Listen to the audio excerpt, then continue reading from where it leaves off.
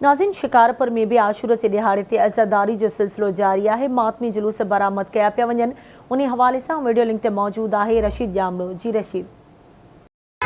जी बिल्कुल, सजी दुनिया ए मुल्क जी शिकारपुर में भी ज़ोहरे नमाज का अज़ादारी जो सिलसिलो जारी रहंदो। मैं तव्हांखे ॿुधायां त शिकारपुर ज़िले के अंदर जेके 77 मातमी जुलूस आहिनि ऐं उन्हनि जे इंतज़ाम संभालण जे लाइ हिते जेका पुलिस जी 3300 खां वधीक जेका नफ़री आहे उहा मुकमल कई वई आहे।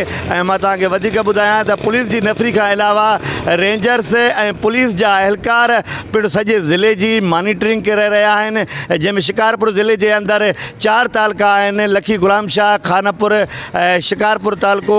ऐं उन खां अलावा मां तव्हांखे वधीक ॿुधाईंदो हलां त शिकारपुर ज़िले जे अंदरि कुझु साल अॻु हिते बम ब्लास्ट थियो हो, जंहिंमें केतिरा ई अज़ादार शहीद थी विया हुआ। ऐं उन हवाले सां अॼु हिते जेका अज़ादारी खां पोइ जेको हिते ज़ोहरे नमाज़ खां पोइ जेको अज़ादारी जो सिलसिलो जारी रहंदो ऐं उन जा इंतज़ाम सख़्तु करण लाइ तमामु जेके सिक्योरिटी जा इंतज़ाम जेके आहिनि सख़्तु कया विया आहिनि। ऐं SSP अमजद शेख ऐं ASP सिटी सैयद फाज़िल शाह सॼे शिकारपुर ज़िले जे अंदरि पाण गश्त करे ऐं इमाम बारगाहनि ते वञी उन्हनि जो जाइज़ो वठी रहिया आहिनि। मां तव्हांखे वधीक ॿुधायां त सॼे शहर जे अंदरि CCTV कैमराऊं लॻाई वियूं आहिनि। को बि अणवणंदड़ वाक़ियो अचे त SSP ऑफिस शिकारपुर में मॉनिटरिंग कंट्रोल हंगामी बुनियादनि ते क़ाइमु कयो वियो आहे त जीअं उन्हनि खे मोह ॾेई सघिजे।